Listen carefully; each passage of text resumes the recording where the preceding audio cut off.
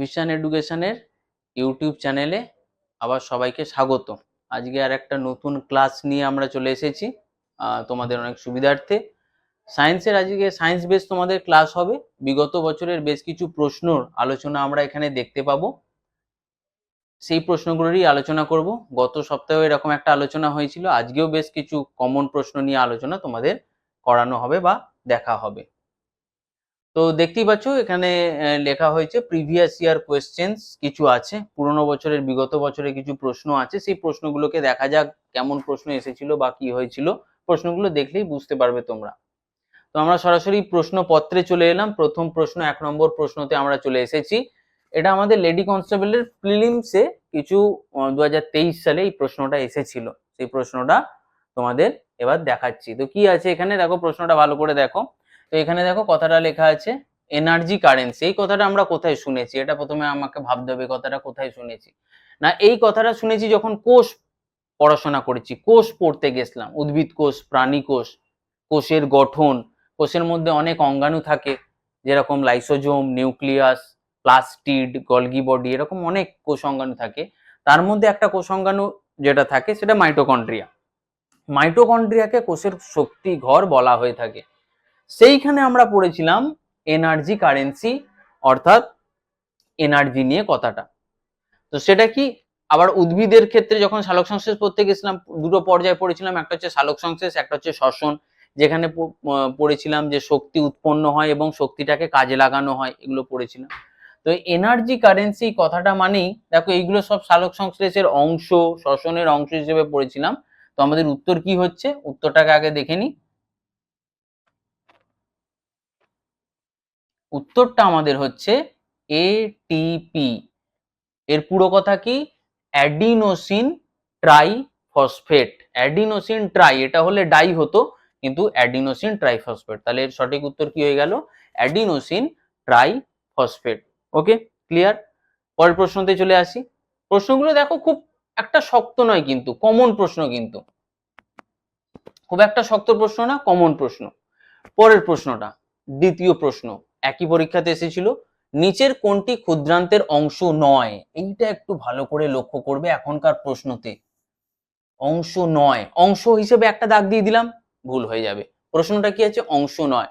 পাশে একটা ছবি দেওয়া হয়েছে, ছবিটা বেশ ইন্টারেস্টিং, তোমাদের বুঝতে সুবিধা হবে। আমরা খাদ্য গ্রহণ করি, মুখে আমাদের প্রাইমারি ভেঙে দেওয়ার কাজ অর্থাৎ সরল করার কাজটা হয়ে থাকে, লালা গ্রন্থি থাকে যেখান থেকে লালা বা স্যালিভা নিঃসরিত হয়। তারপর সেই মন্ড আকারে খাবারটা আমাদের খাদ্যনালীর মধ্যে দিয়ে মুখগহ্বর কে ছেড়ে খাদ্যনালী, গ্রাসনালীর মধ্যে দিয়ে এসে আমাদের পাকস্থলীতে এসে উপস্থিত হয়। পাকস্থলীর মধ্যে পাচকরস সাথে অ্যাসিড HCl সংমিশ্রিত হয়, খাবারগুলো আস্তে আস্তে ভাঙতে থাকে, ইজি ডাইজেস্ট ফুডে পরিণত হতে থাকে। তারপর দেখো প্যাঁচটা খালি দেখো, এই প্যাঁচটাকে আমরা ক্ষুদ্রান্ত বলি। তাহলে ক্ষুদ্রান্ত শুরু হচ্ছে পাকস্থলীর পর থেকে, শেষ হচ্ছে বৃহদন্ত্র আকারে। তো দেখো এখানে লেখাই আছে আমাদের, এটা পরিপাক সমূহের মধ্যে কাকে কাকে ইনক্লুড করেছে দেখো, যকৃৎ, পিত্তাশয়, অগ্নাশয়, পাকস্থলী, তারপরে ক্ষুদ্রান্ত, বৃহদন্ত্র, অ্যাপেন্ডিক্স, মলাশয়, পায়ু, কমপ্লিট হয়ে যাচ্ছে সেখানে। তো আমাদের এই প্রশ্নটা সেটা কি ছিল, এই প্রশ্নটা ছিল ক্ষুদ্রান্তের অংশ নয়।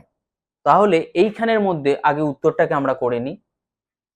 আমাদের উত্তর হচ্ছে মিউকাস। মিউকাস স্যালিভা বা লালা গ্রন্থিতে পেয়ে থাকি, পাকস্থলীরও কিছু অংশে থাকে, যাতে HClটা পাকস্থলীর গাত্রে না টাচ হয় বা থাকে, সেই কারণে থাকে। আমাদের ক্ষুদ্রান্তের অংশ হচ্ছে এই তিনটে।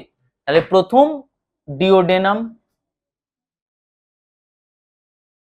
প্রথম অংশ ক্ষুদ্রান্তের আমরা যেটা পাই ডিওডেনাম, জেজুনাম, ইলিয়াম, এই তিনটে অংশকে আমরা পেয়ে থাকি। আর একটা ইম্পর্টেন্ট জায়গা, এই দেখো পাকস্থলী শেষ হচ্ছে, ক্ষুদ্রান্ত শুরু হচ্ছে, দেখেছো? পাকস্থলী শেষ হচ্ছে, ক্ষুদ্রান্ত শুরু হচ্ছে, এই অংশটা পাকস্থলীর শেষ ক্ষুদ্রান্তের শুরু, তাকে বলা হয় ডিওডেনাম। এটাও একটা পরীক্ষাতে প্রশ্ন দেয়, খুব গুরুত্বপূর্ণ প্রশ্ন। তাহলে এই প্রশ্নটাকে খেয়াল রাখবে। বোঝা গেল? পরবর্তী প্রশ্নতে আমরা চলে আসছি। আচ্ছা, পরবর্তী প্রশ্ন আসি, 3 নম্বর প্রশ্ন। দেখো কত ইম্পর্টেন্ট, এটাকে অনেকে রিজনিং এর প্রশ্ন বলে, জিআই এর প্রশ্ন বলে, সায়েন্সের সমস্ত কিছু আছে বলে আমি এটাকে সায়েন্সের হিসেবে প্রশ্নটাকে তুলে এনেছি বা দিয়েছি। আমাকে এখানে কি জানতে চেয়েছে সেটাকে আগে দেখো। বেমানান, বেমানানটি চিহ্নিত করো। বেমানানটি শব্দ জোড়াটি চিহ্নিত করো। যে আইটেমগুলো আছে অর্থাৎ যে তালিকাগুলো আছে সেগুলো কিসের আছে? ক্যাফিন, কুইনাইন, ধুতুরা, অমুক তমুক, এগুলোকে কি বলি আমরা? এগুলোকে আমরা বলে থাকি উপক্ষার। উপক্ষার এরকম পড়ে থাকে, উপকার হয়। উপক্ষার কি জিনিস? আমরা রেচন পদার্থ জানি, প্রাণীদের রেচন পদার্থ আছে, উদ্ভিদদের রেচন পদার্থ আছে। উদ্ভিদদের রেচন পদার্থ দুই প্রকার, কি কি? নাইট্রোজেন যুক্ত আর নাইট্রোজেন বিহীন। নাইট্রোজেন বিহীন রেচন পদার্থগুলো কিরকম? তরুক্ষীর, গঁদ, রজন, এই সমস্ত জিনিসগুলো। আর নাইট্রোজেন যুক্ত রেচন পদার্থগুলো কোনটা? উপক্ষার যেগুলো, অর্থাৎ ক্যাফিন, কুইনাইন, নিকোটিন, রেসারপিন যা পড়বে এই সমস্তগুলো হচ্ছে উদ্ভিদের নাইট্রোজেন যুক্ত রেচন পদার্থ, যাদের আমরা উপক্ষার বলছি। এখানে আমাকে বেমানান ভুল যেটা দেওয়া আছে সেটাকে খুঁজতে হবে। পাশে একটা তালিকাও দেওয়া আছে, তোমাদের কাজে লাগবে। ক্যাফিন কফি গাছের বীজে পাওয়া যায়, উদ্ভিদের উপক্ষার অর্থকরী গুরুত্ব। তাহলে দেখো ক্যাফিন কফি মিলে যাচ্ছে, সিঙ্কোনা গাছের ছালে কুইনাইন পাওয়া যায়। আচ্ছা দেখো মিলছে না, মিলছে না, তাহলে উত্তরটাকে আগে আমরা বেছে নিলাম কুইনাইন ধুতুরা, এটা ভুল আছে, তাই না? তাহলে এটা সঠিক উত্তর কি হতো? এটা সঠিক উত্তর কি হতো? সিঙ্কোনা। তাহলে এটার সঠিক উত্তর হতো সিঙ্কোনা। নিকোটিন তামাক গাছের পাতায়, দেখো এখানে লেখাই আছে। রেসারপিন সর্পগন্ধা গাছের ছাল ও মূলে পাওয়া যায়। এছাড়াও অট্রোপিন আছে, বেলোডোনা গাছ, মরফিন আছে, এগুলো দেয়া আছে। তাহলে বেমানানটা কোনটা হলো? যেটা ভুল গাছের নাম দিয়েছে কুইনাইন ধুতুরা, সেটা আউট হয়ে গেল, বা সেটাকে আমরা ভুল হিসেবে করলাম। ধুতুরা হলে ডাটুরিন করা আমাদের উচিত ছিল। নেক্সট প্রশ্নে চলে আসি। পরবর্তী প্রশ্ন, সবাত শ্বসন। দেখো শ্বসন দুই প্রকার, সবাত শ্বসন, অবাত শ্বসন। সাইটোপ্লাজমের উপস্থিতিতে হয় অবাত শ্বসন, মাইটোকন্ড্রিয়ার উপস্থিতিতে হয় সবাত শ্বসন। সাধারণত উন্নতিশীল জীব তারা সবাত শ্বসনে অংশগ্রহণ করে। একদম প্রিমিটিভ যারা, যেরকম ধরো ব্যাকটেরিয়া, শৈবাল, মানে প্রিমিটিভ যুগে তারা অবাত শ্বসন থাকে। তাহলে বলছি এখানে সবাত শ্বসনের কয়টি পর্যায় বা পর্যায় নয়। আবারও প্রশ্ন ইম্পর্টেন্ট, পড়তে হবে ভালো করে। নয় লিখেছে কি? কোনটি পর্যায় নয়, নিচের কোনটি সবাত শ্বসনের একটি পর্যায় নয়, তার মানে বাকিগুলো পর্যায়।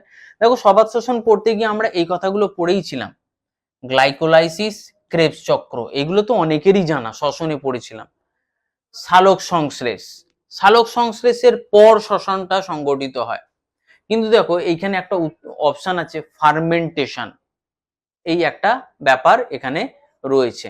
তাহলে দেখো এখানে বলেছে নিচের কোনটি সবাত শ্বসনের পর্যায় নয়। মানে শ্বসনের ক্ষেত্রে একটা সন্ধান প্রক্রিয়াও ঘটে থাকে। সালোক সংশ্লেষ এবং শ্বসন দুটো তো আলাদা প্রক্রিয়া নাকি? উদ্ভিদের সালোক সংশ্লেষ কখন হয় না? সূর্যালোকের উপস্থিতিতে, মাটি থেকে শোষিত জল এবং কার্বন ডাই অক্সাইডের উপস্থিতিতে গাছের পাতায় যে রান্না হয়, গাছ যে রান্না করে যার ফলে গ্লুকোজ তৈরি করে, শ্বেতসার শর্করা তৈরি করে, তাকে আমরা সালোক সংশ্লেষ বলি। তাহলে উৎপন্ন হলো, শক্তি পেলাম, সেটাকে ভাঙিয়ে যখন করছি সেটা শ্বসন। তাহলে সালোক সংশ্লেষ একটা আলাদা অধ্যায়, শ্বসন একটা আলাদা অধ্যায়। তাহলে কোনটা এর পর্যায় হবে না? তাহলে আমরা এটা হাইলাইটার নিই, শ্বসনকে এই পর্যায়ের মধ্যে রাখা হবে না। ফার্মেন্টেশন মানে সন্ধান প্রক্রিয়া, সন্ধানও কিন্তু শ্বসনের মধ্যে একটা অংশের মধ্যে আসে। নেক্সট আসছে আমরা প্রশ্ন, পরবর্তী প্রশ্ন। যাই হোক তার মাঝে আমি বলে দিই যে এখন ডাব্লিউপি, কেপি, এসএসসি, জিডির নতুন ব্যাচ ভর্তি শুরু হয়েছে, নতুন ক্লাস শুরু হয়েছে। ক্লাসরুম আবাসিক দুটো ক্ষেত্রেই রয়েছে। তোমাদের যদি অ্যাডমিশন রিলেটেড কোনো কোয়ারি থাকে, অফিসের নাম্বার দেওয়া আছে, তোমরা ফোন করতে পারো, ফোনে যোগাযোগ করে নিতে পারো। ঠিক আছে, যে নাম্বারগুলো রয়েছে, তোমাদের আপকামিং ব্যাচ কবে হবে এবং সেখানে কিভাবে ভর্তি হবে বা কি নিয়ম জেনে নিতে পারো ফোন করে। ওকে, এসএসসি জিডির ব্যাচ শুরু হচ্ছে। পরবর্তী প্রশ্নতে চলে আসি, নেক্সট কোয়েশ্চেন চলে আসি। ইলেকট্রিক বাল্বের ফিলামেন্ট তৈরিতে নাইক্রোম তার কেন ব্যবহার করা হয়? আমরা সবাই জানি ইলেকট্রিক বাল্বের এই যে ফিলামেন্ট যেটা জ্বলছে এটাকে নাইক্রোম তার বলা হয়ে থাকে। অবশ্যই একটা ধাতু, কেন প্রয়োজন হবে? এত গরম হচ্ছে, আমরা এটা চাইবো যাতে না কেটে যায় বা নষ্ট হয়ে যায়। কি কি বলছে দেখি। নাইক্রোম একটি মৌলিক ধাতু, এটা একটা অপশন বলছে। নাইক্রোম বাজারে খুব সহজলভ্য। নাইক্রোম তড়িৎ পরিবহন ক্ষমতা খুব বেশি। যদি যার সব থেকে বেশি তড়িৎ পরিবহন ক্ষমতা তাকেই তো তাহলে দিতাম। নাইক্রোম ধাতুর রোধ বেশি। তাহলে এর সঠিক উত্তর আমাদের কি নেওয়া উচিত? নাইক্রোম তারের রোধ বেশি হওয়ার কারণে আমরা নাইক্রোম তারকে ব্যবহার করি এবং যার ফলে ভালো বিদ্যুৎ পেয়ে থাকি। খেয়াল করে দেখবে যখন বাল্বের ওয়াট বাড়ানো হয়, ওয়াট, আশা করি দেখেছো 60 ওয়াট, 100 ওয়াট, 200 ওয়াট, তাহলে তার উজ্জ্বলতা বৃদ্ধি পায়। রোধ বাড়ানো হয়, রোধ বাড়ার ফলে উজ্জ্বলতা বৃদ্ধি পায়। রোধ বাড়লে তড়িৎ পরিবহনও বেড়ে যায়, অর্থাৎ অ্যাম্পিয়ারও বেড়ে যায়, তত বেশি পরিমাণ ইলেকট্রন অণুকে আসক্তিটা বেড়ে যায়। যাই হোক, এটা হচ্ছে এই প্রশ্নের উত্তর। পরবর্তী প্রশ্ন, সি প্লাস প্লাস কি? মনে হচ্ছে বায়োলজির প্রশ্ন, বাট এটা একটা কম্পিউটারের প্রশ্ন। এটাকে ল্যাঙ্গুয়েজ বলা হয়, সি ল্যাঙ্গুয়েজ বলা হয়। এটি একটি প্রোগ্রামিং ল্যাঙ্গুয়েজ, কম্পিউটারের ভাষা, প্রোগ্রামিং ল্যাঙ্গুয়েজ, যেটা দিয়ে বিভিন্ন জিনিস সফটওয়্যার তৈরি করার ক্ষেত্রে কাজে লাগানো হয়। এটার উত্তর হলো একটি প্রোগ্রামিং ল্যাঙ্গুয়েজ, কম্পিউটার রিলেটেড এটা প্রশ্নটা। পরবর্তী প্রশ্ন, সেটাতে চলে আসছি। ক্লোরোফিল নিম্নোক্ত কোন ধাতুটি বর্তমান থেকে ধাতু বলেছে? এখানে একটা ক্লোরোফিলের ছবি দেখানোর চেষ্টা করা হয়েছে। কি দেখানো হয়েছে? এটা হচ্ছে একটা গাছের পাতা, সেই পাতাকে মাইক্রোস্কোপে যেন বা আতস কাঁচে যেন দেখেছে, ভেঙে গেছে পাতাটা, ভেতরে অনেক কিছু দেখতে পাচ্ছি। এর মধ্যে আমরা জানি কোষের মধ্যে কি থাকে? প্লাস্টিড, উদ্ভিদ কোষে প্লাস্টিড থাকে। একটা অংশকে দেখানো হয়েছে, দেখো ক্লোরোপ্লাস্ট। প্লাস্টিড কেমন? ক্লোরো, কারণ ক্লোরোপ্লাস্টিডের কালার গ্রিন হয়, সবুজ হয়, তাহলে ক্লোরোপ্লাস্টিড। ক্লোরোপ্লাস্টিডকে ভাঙলে এরকম দেখা যায়। কয়েন, পরপর কয়েনের 1 টাকা 2 টাকার কয়েন রাখলে যেরকম হয়, স্ট্যাক হয়, সেরকম একটা লম্বা প্যাটার্ন থাকে, একে বলে থাইলাকয়েড। সেটাকে ভাঙলে আমরা ক্লোরোফিল ভেতরে দেখতে পাই। একটা আঁকার মাধ্যমে বোঝানো হয়েছে। ক্লোরোফিলে কোন ধাতুটি বর্তমান থাকে? তাহলে আমাদের উত্তর কি হবে? ক্লোরোফিলে বর্তমান থাকে ম্যাগনেসিয়াম। গাছের পাতা হলুদ হয়ে যায়, যাকে বলে ক্লোরোসিস রোগ, কার অভাবে হয়? ম্যাগনেসিয়ামের অভাবে হয়। তো খুব কমন প্রশ্ন এটা। রক্তে থাকে লোহা, গাছের পাতায় থাকে ম্যাগনেসিয়াম ধাতু। ওকে, সংকেত হচ্ছে Mg। পরবর্তী প্রশ্ন, এলপিজি সিলিন্ডারে নিম্নোক্ত কোন গ্যাস থাকে? এই প্রশ্নটা নিয়ে বারবার বিতর্ক হয়। বিতর্ক বলতে কি, এমন পরীক্ষায় প্রশ্ন দেয়, এটাতে তাও দেখো জোড়া জোড়া দিয়েছে, কিন্তু আলাদা আলাদাই দিয়ে দেয় পরীক্ষাতে। এবিসিডি, প্রোপেন একটাই দেয়, বিউটেন একটাই দেয়, আইসোবিউটেন একটাই দেয়, এরকম আলাদা করে দেয়। আমরা বুঝতে পারি না এর উত্তর কি হবে। কিন্তু যদি এরকম একসাথে থাকে, আমাদের সবসময় উত্তর হওয়া উচিত বিউটেন। প্রোপেন তো থাকবেই, সাথে অল্প আইসোবিউটেনও থাকে। সবকটাই কিন্তু উপস্থিত আমরা দেখতে পাই এলপিজি সিলিন্ডার গ্যাসের ক্ষেত্রে। অনেক সময় অনেকে বলে বিউটেন প্রোপেন করাটাই ঠিক হতো, অনেকে বলে শুধু প্রোপেন করাটা ঠিক হতো, কিন্তু এই প্রতিটাই অল্প, মানে প্রতিটারই উপস্থিতি দেখতে পাওয়া যায় এলপিজি সিলিন্ডারের ক্ষেত্রে, লিকুইফাইড পেট্রোলিয়াম গ্যাস। তাহলে এই প্রশ্নটা একটু এইভাবেই রয়ে গেল, কিন্তু আমরা যেটা নলেজ আছে, যেটা আমরা জানি, তাই হিসেবে এইটাই উত্তর করাটা আমার মতে ঠিক হবে। পরের প্রশ্নটা চলে আসি, নিম্নোক্ত কোন অঙ্গটি স্বয়ংক্রিয় স্নায়ুতন্ত্রের দ্বারা নিয়ন্ত্রিত হয় না? স্নায়ুতন্ত্র আমাদের জীবনের সাথে ওতপ্রোতভাবে জড়িত। একটা ছবির মাধ্যমে একটা স্নায়ুতন্ত্রকে বোঝানো হয়েছে, ঠিক মনে হচ্ছে ইলেকট্রিক বা কারেন্টের তারের মতন দেখতে। অ্যাকচুয়ালি এরকমই এর কাজ। মানে সংবেদনশীলতার কথা আমরা যদি বলি, ঘুম নিয়ন্ত্রণ করা, খিদে বা খাবার নিয়ন্ত্রণ করা, বিভিন্ন কার্যকারিতাকে নিয়ন্ত্রণ করা, জ্ঞানেন্দ্রিয়কে নিয়ন্ত্রণ করা, চোখ কান নাক গলা থেকে শুরু করে একটা মেজর অংশ, মেজর জীবনের পার্টকে ক্যারি করে নিয়ে যায় স্নায়ুতন্ত্র। সেই স্নায়ুতন্ত্রে এখানে জানতে চাইছে নিয়ন্ত্রণ হয় না, স্বয়ংক্রিয় স্নায়ুতন্ত্র দ্বারা কেউ নিয়ন্ত্রিত হয় না। সেটা কি? দেখো, গ্রন্থি বা গ্ল্যান্ড, কতটা হরমোন খরিত হবে, গ্রন্থি, অন্তঃক্ষরা গ্রন্থি, বহিঃক্ষরা গ্রন্থি, কতটা ক্ষরণ হবে, কি হবে না হবে একটা নিয়ন্ত্রণের ব্যাপার থাকে। অ্যাড্রিনালের মধ্যে আমরা শুনেছি উত্তেজনার সময় ঘাম হয়ে যায় শরীরে, তাহলে এই যে রিয়াকশনটা সেটাকে নিয়ন্ত্রণ করে। চোখ, চোখ তাকাবো কতটা, বন্ধ করব কতটা, তীব্র আলো এলে চোখ ছোট হয়ে যাওয়া, এই যে ব্যাপার নিয়ন্ত্রণ করছে। জরায়ু বা ইউটেরাস নিয়ন্ত্রিত হচ্ছে।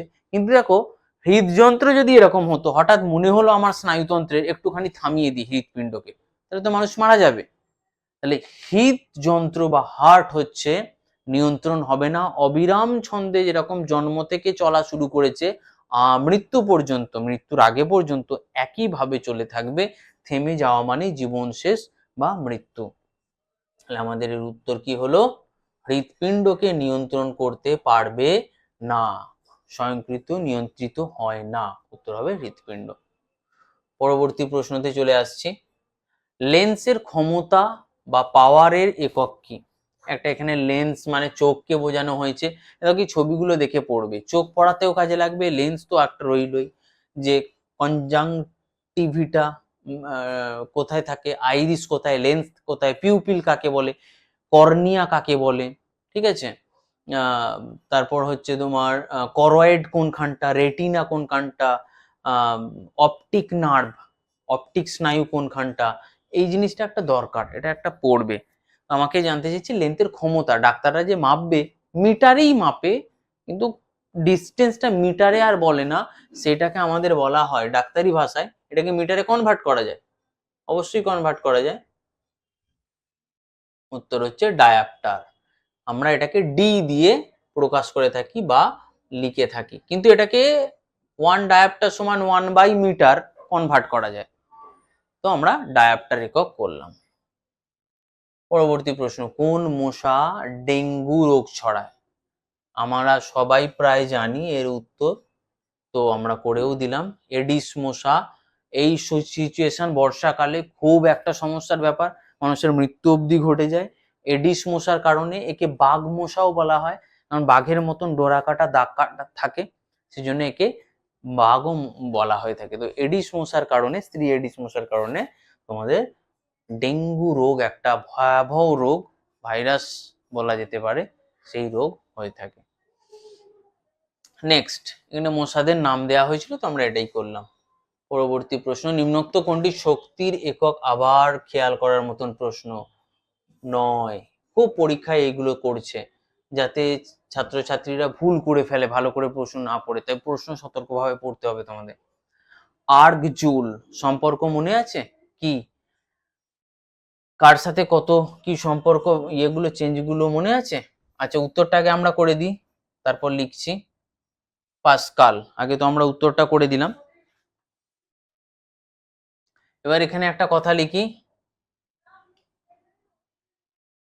1 জুল 10⁷ আর্গ, একটা সম্পর্ক ছিল না, শক্তির একক। জুল আর আর্গের মধ্যে সম্পর্ক আছে। ক্যালোরি তাপ শক্তির একক, এগুলো তো আমাদের জানা আছে। তো শক্তির একক নয় বলেছে, পাস্কাল হয়ে যাচ্ছে চাপ বা প্রেসারের একক, তাই এটাকে ব্যতিক্রম মানে আউট করে দিতে পারলাম আমরা এই প্রশ্নের জন্য। পরের প্রশ্নতে চলে আসি, দেখো কতগুলো প্রশ্ন নয় নয় করে এলো। দেখো এবার পুলিশ কনস্টেবল ডাব্লিউপির মেন পরীক্ষাতে এসেছিল কিছু প্রশ্ন, আগের গুলো কিন্তু আমরা পার করে এলাম। দেখো প্রিলির পরীক্ষার সম্ভবত এই প্রশ্নগুলো ছিল এত অবধি। এবার দেখো মেনের কিছু প্রশ্ন দেখা যাক কেমন এসেছিল। আবার একটা দেখো প্রশ্ন কিন্তু একই ঘুরছে, দেখো পরীক্ষায় এসেছে, কোনো নতুনত্ব বা একটু অন্যরকম কিছু পড়ি সেটা নয়, আগে একটা প্রিলিতে এসেছে, আবার একটা উপক্ষারের প্রশ্ন, কারণ এই চ্যাপ্টার গুলোই ইম্পর্টেন্ট, এই লিস্ট গুলোই ইম্পর্টেন্ট।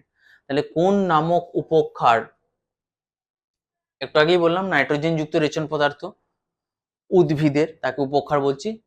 কোন উদ্ভিদ থেকে পাওয়া যায় কাকে? কুইনাইনকে।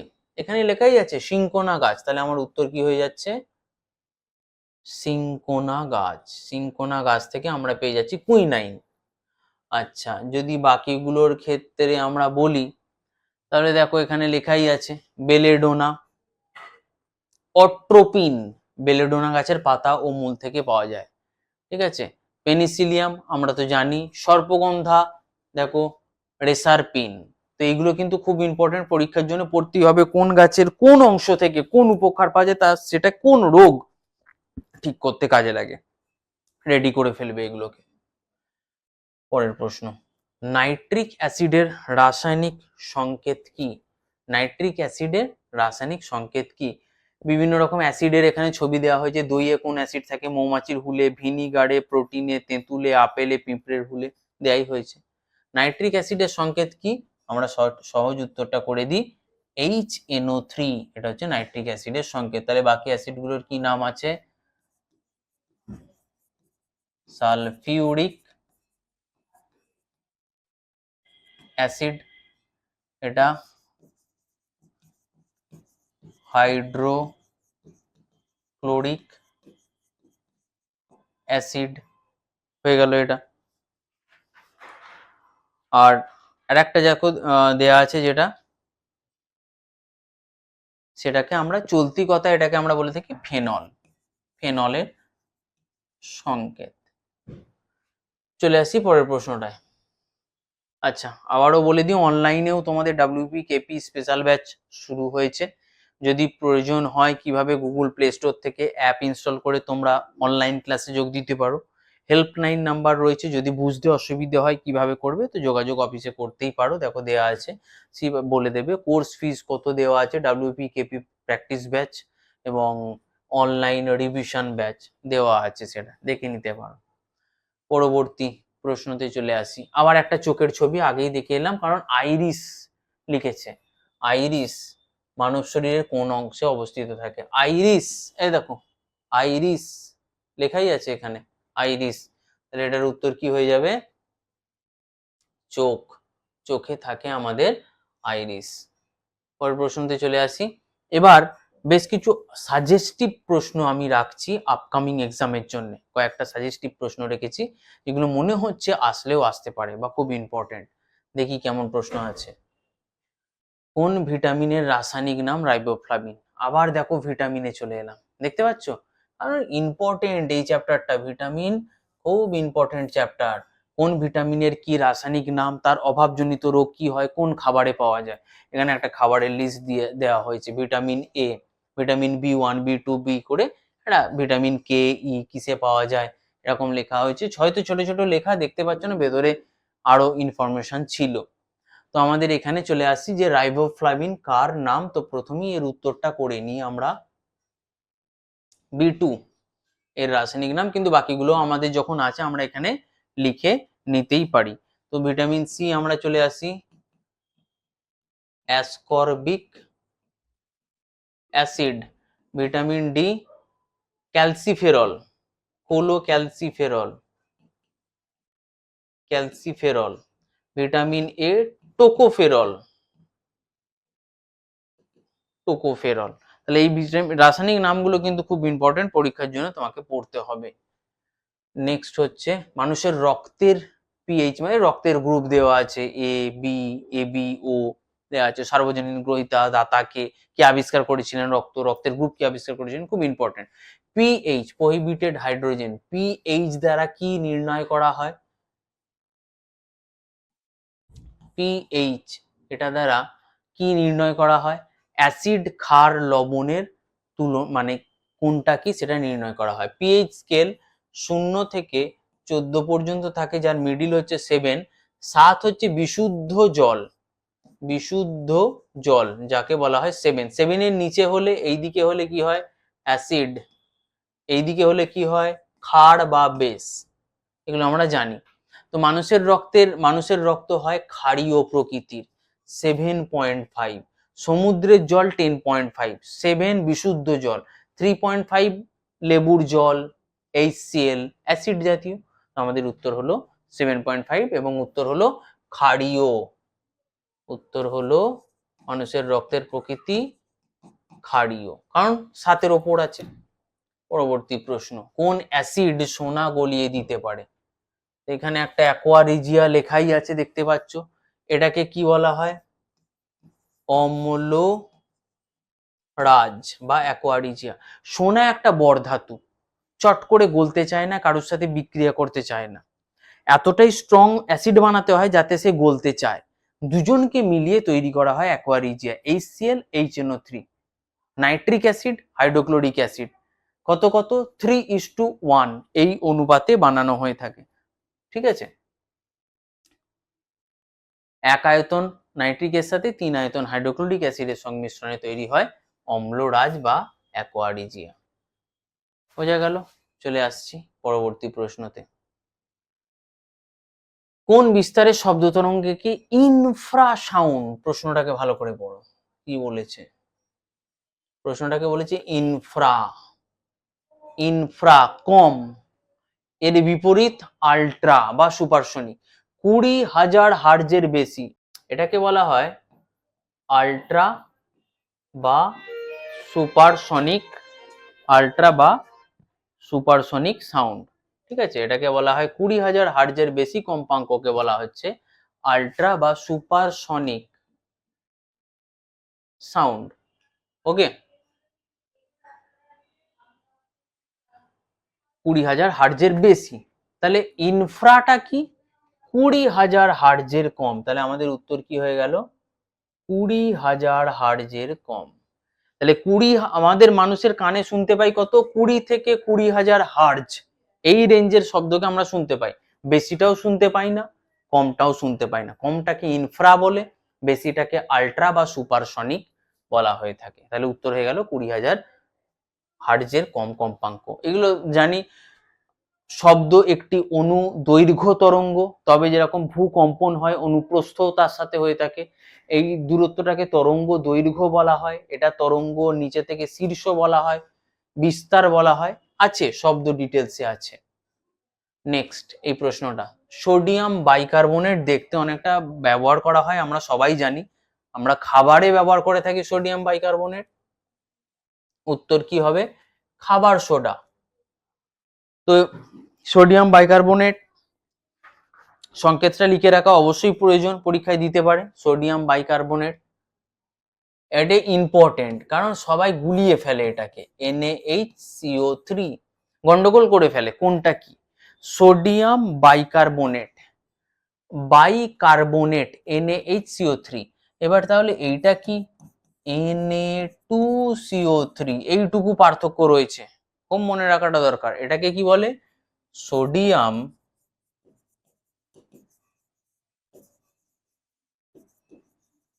কার্বনেট, এটাকে বলা হয় সোডিয়াম কার্বনেট। তাহলে কাপড় কাচার সোডা সোডিয়াম কার্বনেট, বাই দিলেই খাবার সোডা হয়ে যাবে। মনে রাখবে, পরীক্ষায় গন্ডগোলটার জন্যই দেয়।